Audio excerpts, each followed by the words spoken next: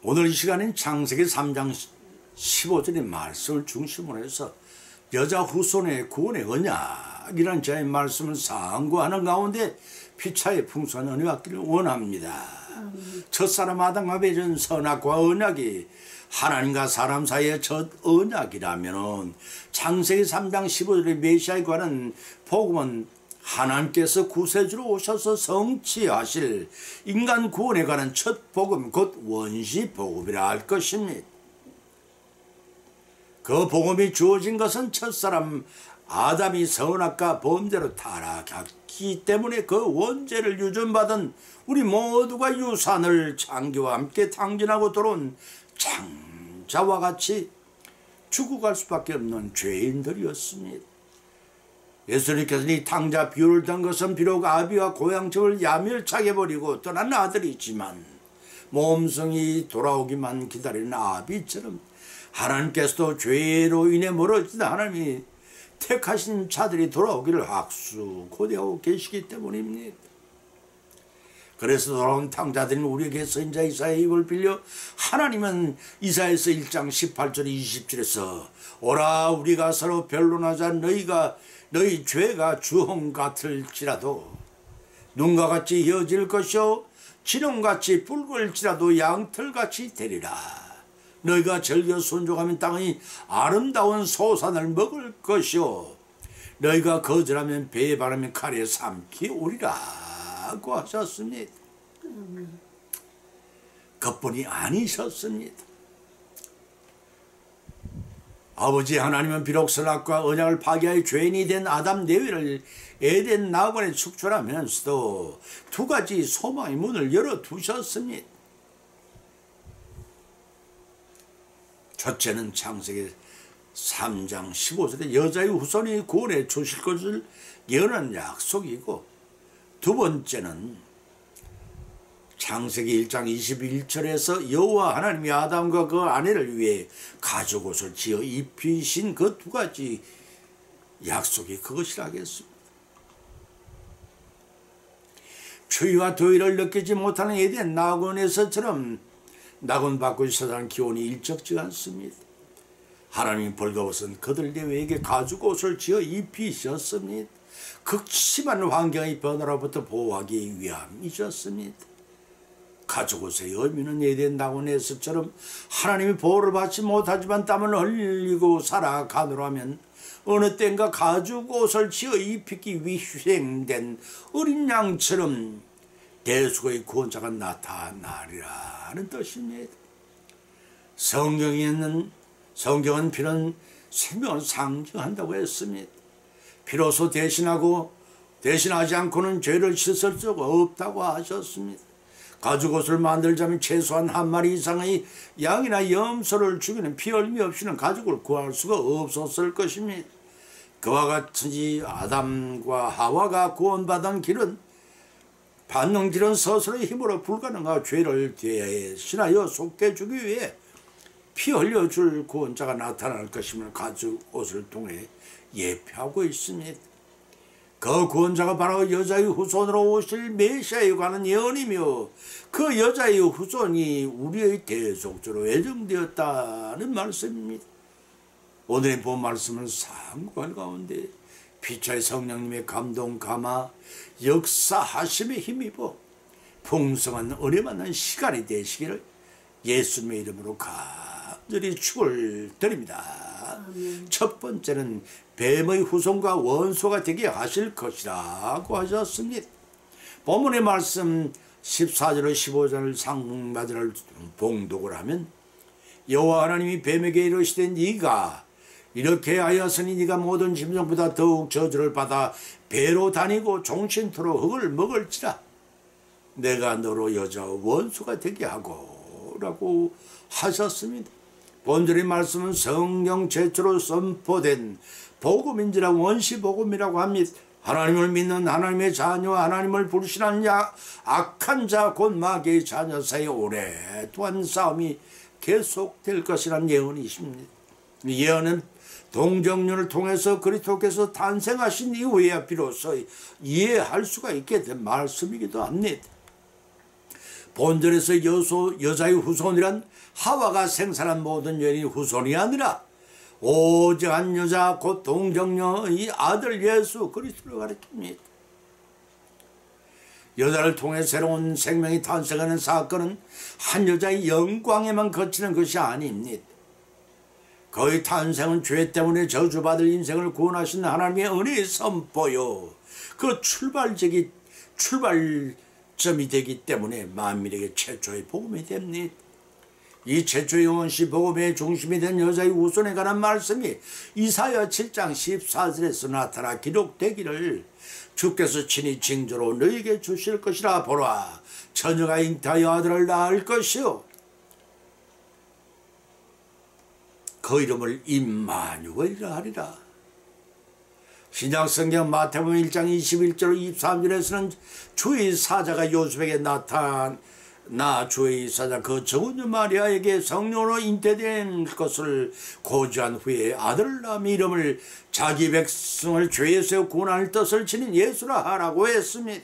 그리고는 구하기를, 보라, 처녀가 잉태하여 아들을 낳을 것이고 그 이름은 임마누엘이라 하리라 하셨으니, 이를 번역한 적 하나님이 우리와 함께 계시겠다 이런 말씀을 통해 이사야의 예언이 신약에서 성취되었음을 우리는 알 수가 있습니다. 바로 이 여자의 후손이신 예수 그리스도와 뱀은 후손과의 사이의 영적인 전쟁인 주님이 재림하실 때까지 계속될 것이란 말씀입니다.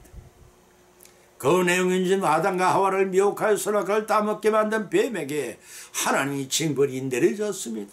평화롭고 행복하기만 하던 에덴 낙원에는 하나님의 진노가 사람에게 저주로 주어졌습니다.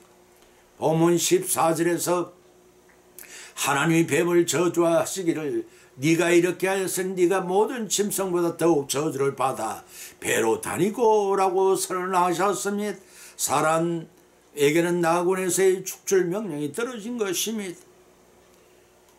선악과 언약의 파기는 사람에게 마음으로 영장의 자리에 물러난 사건이었을 뿐만 아니라 하나님이 대리권자로 사람이 치료를 받던 동식물에게도 저주가 내려졌던 것입니다.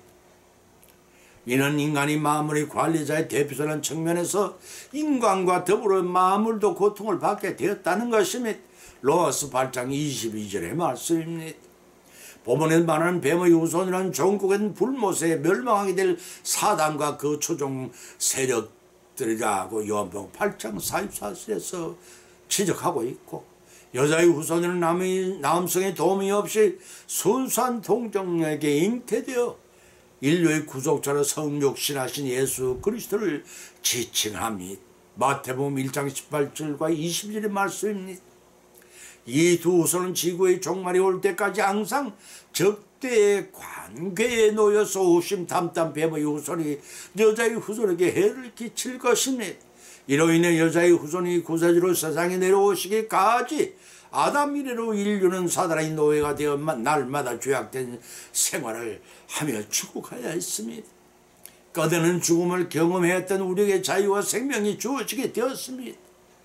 첫사람 아담으로부터 인류에게 죄가 들어와 사망의 노예가 되었지만 둘째 아담 예수님이 십자가 대속의 은혜를 통해 이를 믿는 자마다 구원을 받게 하셨습니다. 그렇지만 이 뱀과의 전쟁은 주님이 오시는 날까지 계속될 것이므로 방심하지 말고 예수 그리스도의 십자가 대속의 보혈에 힘입어 모두 승리하시기를 예수님의 이름으로 축원을 드립니다. 두 번째는 뱀의 머리를 상하게 할 것이라 하셨습니다. 본문의 말씀 15절 중반절에 말씀하시기를, 너희 후손도 여자의 후손과 원수가 되게 하여 머리를 상하게 할 것이요 라고 말씀하셨습니다. 여기서 너희 후손이란 뱀의 후손을 가리키고, 여자의 후손은 동정녀 마리아에게 성령은 대되셔서 사람이 몸을 입고 탄생하신 구세주 예수 그리스도를 지칭합니다. 뱀의 후손과 여자의 후손 곧 사단과 예수님과의 영적 싸움에서 마침내 여자의 후손이신 예수 그리스도께서 뱀의 머리를 상하게 할 것이라는 말씀입니다. 머리를 상하게 한다는 의미는 치명적인 상처를 입힌다는 뜻입니다. 사람이나 짐승이나 모든 동물의 육신을 움직이는 명령체계는 머릿속에 담겨져 있으니 그 기능을 박살내어 재기불능의 상태로 만들겠다는 것을 의지 표명한 말씀이기도 합니다. 그것은 곧 사망을 의미합니다. 옛뱀이라고 부르고 마귀나 용이라고 표현하는 사단의 최고의 무기는 사망입니다. 그의 사망의 무기는 원래 하나님께서 에덴 나무의 모든 나무와 실과는 이물을 다 먹되 동산 주방에 있는 선악을 알게 하는 나무 열매를 따먹지 말라고 금하셨습니다. 따먹으면 죽는다고 음성이 밝혀두신 후 사람에게 주신 자유의지가 어떻게 하나님께 자원하여 순종하는가의 척도로 두셨습니다. 그러나 금과를 따먹음으로 불순종의 죄를 저질렀고 그 대가는 죽음의 징벌이 내려진 것입니다. 사단은 그 죽음, 그 사망을 마치 자신의 임의로 행사할 수 있는 무기로 악용하고 있는 것입니다. 한나사론에 팔리는 참새야 말이도 하나님이 뜻이 없이는 떨어지지 않는다고 말씀하신 바 계십니다. 하나님이 허락 없이는 사망의 권세를 마음대로 휘두를 수가 없습니다. 불순종의 원죄를 유전받은 사람 반드시 죽게 마련인 것을 그 사망 권세를 자기의 무기인 양 마귀가 최대한으로 악용하고 있는 것입니다. 인간의 생사 화동은 창조주 하나님 절대 주권이십니다. 하나님이 허락 없이는 생명의 위협은 할 수 있지만 임의로 죽일 수는 없습니다. 엄연히 이 진리 말씀 본질에서 여자의 머리를 상하게 할 것이라는 말씀으로 나타난 것입니다. 욥기서 1장 6절 11에서 나타난 바 있듯이 사단은 하나님이 허락하였으면 사망의 권세를 휘둘 수가 있습니다. 반드시 사단은 하나님을 불신하는 마귀의 자녀를 통해 배후에 역사합니다.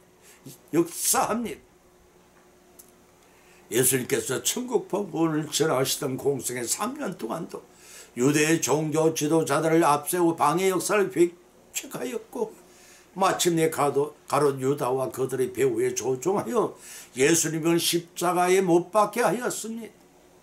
그러나 그 일조차도 하나님께서 창세전에 계획하신 순환을 예수님께 감수하신 것에 불과합니다.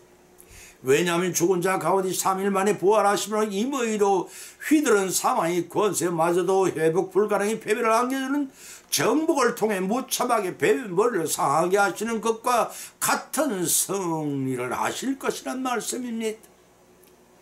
따라서 그 이후 사단은 으깨진 머리를 감싸주고 최후의 발악을 하겠지만 예수님의 재림 시에 영원토록 죽음을 맞이할 불못에 던져지고 말 것입니다. 그러므로 이제부터는 성도들은 머리가 으깨어진 뱀, 폐잔병에 불과한 사단인 사망의 권세에 결코 겁먹지 말고 용감히 대적하여 물리침으로 최후의 승리를 거두시기를 예수님의 이름으로 간절히 축원을 드립니다. 세 번째는 후손의 발꿈치를 상하게 할 것이라 하셨습니다. 본문의 말씀 15절 후반절을 보면 너는 그의 발꿈치를 상하게 할 것이라고 말씀하고 계십니다. 네 발로 엎드려 다니는 동물과는 달리 사람은 두 발만을 사용하여 직립보행을 합니다.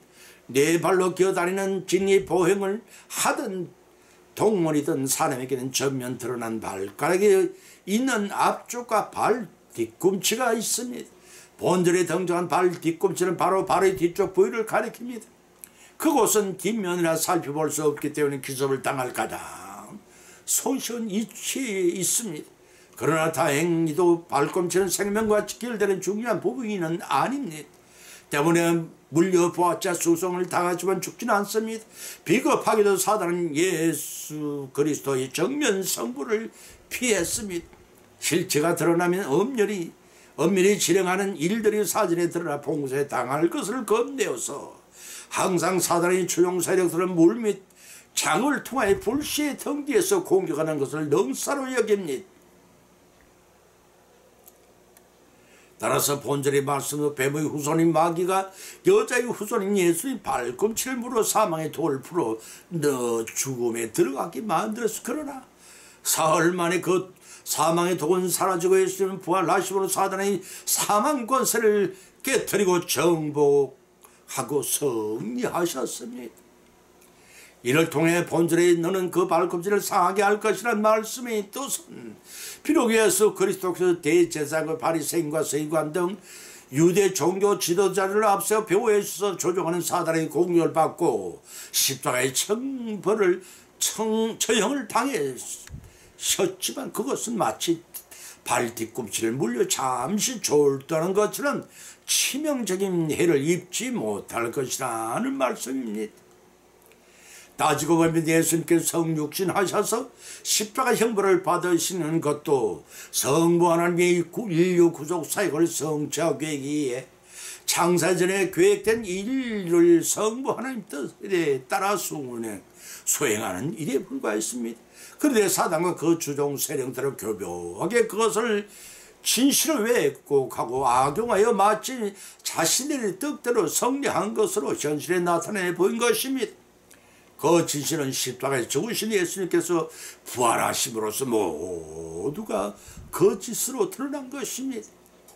역사적으로 본 구절의 말씀의 성취는 그리스도의 수욕과 고난 그리고 십자가 위에서의 죽음에 찾아올 수가 있습니다. 창세전에 계획하신 하나님의 인류 구속 사역을 성취하기 위해서 사람의 몸을 입고 오신 예수님이 수라는 자원하신 것입니다. 그런데 사단은 마치 자신의 주도하에 일으킨 고난으로 위장하여 일시적으로 정리한 것처럼 보였지만 실패한 그 사건이 본문의 말씀의 전말입니다.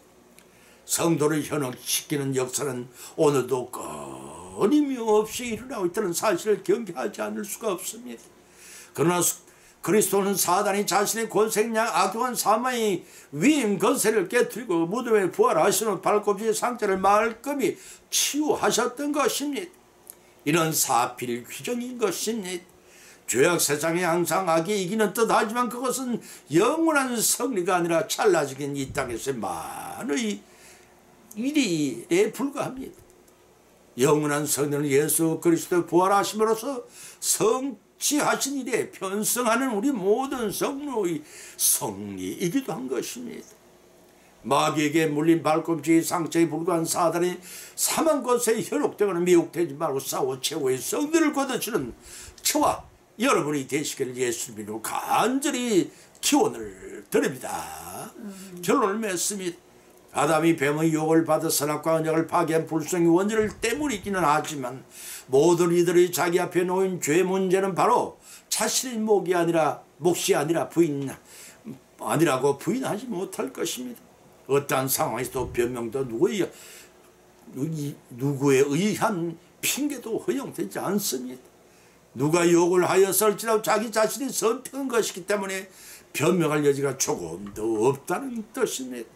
때문에 우리는 이후로는 아담과 하와처럼 자기의 과실을 서로의 탓으로 돌리지 말고 하나님 앞에 솔직히 무릎을 꿇고 회개하여 용서받고 마귀의 사망의 권세를 정복하시는 어들의 힘입어 우리도 성령할 수가 있다는 사실을 믿으시기 바랍니다. 이런 오늘의 본 말씀 상고하는 가운데 각자 믿음대로 은혜를 받았고 또한 세 가지 교훈을 받은 줄 압니다. 그 첫 번째는 뱀의 후손과 원수가 될 것이라 하였습니다. 우리가 천국에 이르기까지 마귀와의 영적 싸움은 일평생 계속될 것입니다. 피하지 말고 대적해 싸워 성패가 결정된 것이 말고 싸울 때 예수님의 힘입게 되면 여러분 기필고 승리할 것입니다. 두 번째는 뱀의 머리를 상하게 할 것이라 했습니다. 예수님께서 머리를 상하게 만든 뱀의 괴계를 두려워 말고 대적하여 승리를 쟁취하는 것입니다.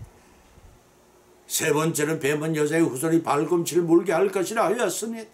사망의 권세를 휘두르고 십자가에서 주님을 죽게 만들었지만 사흘 만에 부활 승리하신 예수님의 보혈의 공로에 힘입어 두려워 말고 대적하여 승리하라는 방법입니다. 이러한 교훈의 말씀을 받은 걸로 걷지 말고 마음판에 새겨 하나님 말씀의 전신갑주를 입고 죄와 싸워야 합니다. 싸워서 사단의 사망의 권세를 정복하신 예수님의 은혜를 힘입어 최후의 승리를 쟁취하시는 저와 여러분이 되시기를 예수님의 이름을 간절히 축원을 드립니다. 찬송가 348장을 올리겠습니다.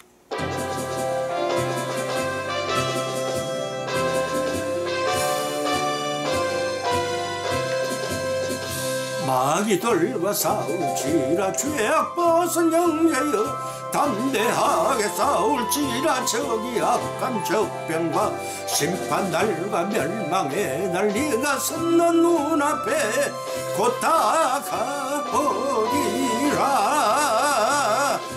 영광 영광 할렐루야.